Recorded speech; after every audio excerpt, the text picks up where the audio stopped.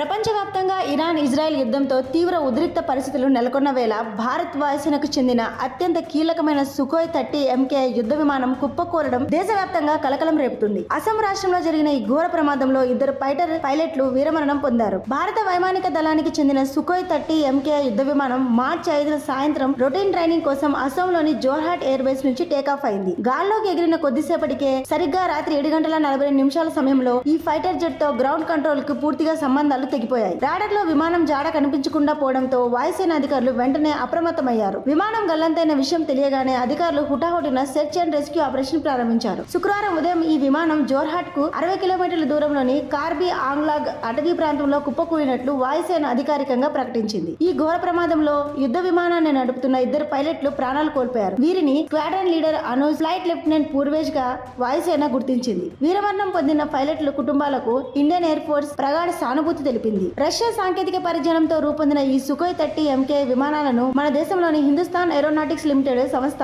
స్వయంగా తయారు చేస్తుంది. ఇవి గంటకు 100 కిలోమీటర్ల వేగంతో ప్రయాణం చేస్తూ శత్రువుల స్థావరాలను ఖచ్చితత్వంతో ధ్వంసం చేయగలవు. బ్రహ్మోస్ లాంటి అత్యాధునిక క్షిపణులను సైతం సునాయాసంగా మోసుకెళ్లగల సత్తా ఈ సుఖోయ్లకు ఉంది. 2 సీట్లు ఉండే ఈ బహుళ ప్రయోజనకర యుద్ధ విమానాలు భారత వాయుసేనలో దాదాపు 260కి పైగా సేవలు అందిస్తున్నాయి. ప్రస్తుతం పశ్చిమాసియా అగ్నిగుండంలా మండుతుంది. ఇరాన్, ఇజ్రాయెల్, అమెరికా దేశాల మధ్య భీకర దాడులు జరుగుతున్నాయి. రోజు రోజుకు యుద్ధం తీవ్రమవుతూ మూడో ప్రపంచ యుద్ధ భయాలు కమ్ముకుంటున్నాయి. సరిగ్గా ఇలాంటి ఉద్రిక్త సమయంలో ఎలాంటి యుద్ధ వాతావరణం లేకుండానే కేవలం సాధారణ శిక్షణలో మన దేశానికి చెందిన అత్యంత ఆధునిక యుద్ధ విమానం కుప్పకూలడం చర్చనీయాంశంగా మారింది. అత్యంత నమ్మకమైన విమానంగా పేరున్న సుఖోయ్ ఇలా ప్రమాదానికి గురవడం రక్షణ వర్గాల్లో తీవ్ర ఆందోళన కలిగిస్తుంది. గాల్లో ఉండగా విమానంలో ఏదైనా సాంకేతిక లోపం తలెత్తిందా, వాతావరణం అనుకూలించక ఈ ఘోరం జరిగిందా అన్న కోణంలో అధికారులు ముమ్మర దర్యాప్తు చేస్తున్నారు. ప్రమాదానికి గల ఖచ్చితమైన కారణాలను తెలుసుకోవడానికి IAF ఉన్నత స్థాయి విచారణకు ఆదేశించింది.